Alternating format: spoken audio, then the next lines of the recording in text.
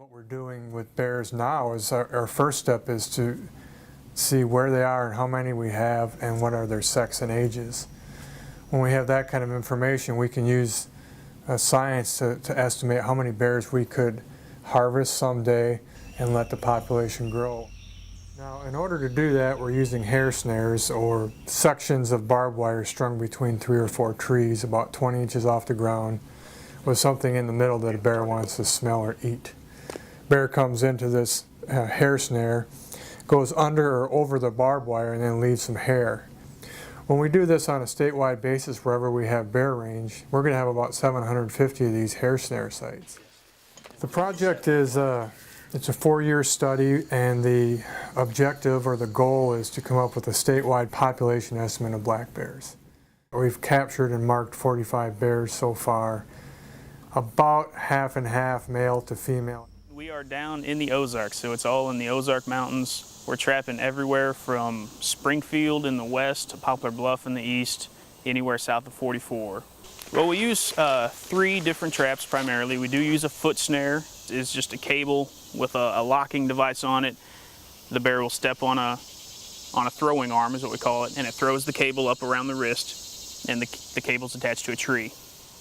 We also have larger culvert traps, which is just a simple sliding guillotine door in the back. The bear goes in, pulls on some bait, it's attached to a cable, the door slides down the back.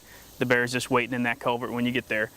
And then we have smaller traps, barrel-sized traps, crawl in there. It's the same principle as the culvert trap, just smaller scale. First thing we'll do is we'll go to the bear and assess the bear's weight and his state of activity. We come back, we mix up the drugs, then we go and we drug him, usually with a dart gun, and then you get to crawl into a trap and pull that bear out, and then that's whenever all the science takes place.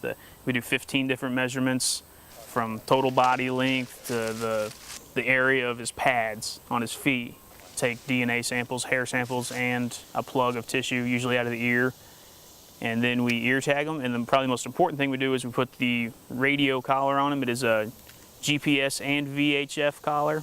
The points are uploaded on a computer every day by satellite, so we can check it from our office, so we can track them and see where they're going. We've had bears travel 50 miles in a couple weeks. We had no idea that bear territory sizes would be that large.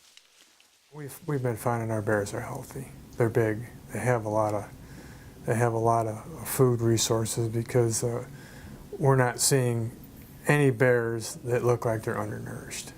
Adult healthy females are anywhere from 170 to 220 pounds, and adult healthy males are anywhere from 200 to 500 that we're seeing right now. Well, one thing I've learned is they move into daytime a lot more than I thought they did. And even when it's hot out, even when it's 90 degrees, we're seeing bears moving. We think that it is a rising population, and we are actively promoting a growing population of black bears. We want people to enjoy viewing black bears in Missouri, but we also want them to be cautious, and we don't want bears to become so familiar with people that they approach them. We definitely don't want bears to associate people with food. You know, it's the coolest thing to be able to look at this animal and know that it's a wild animal. It might weigh 400 pounds. How does it make a living? I don't know how he can eat enough insects and grass and berries to weigh 400 pounds, but he does. He's healthy. We have the bears and we have the habitat. The question just becomes how tolerant or how willing are people to work with bears.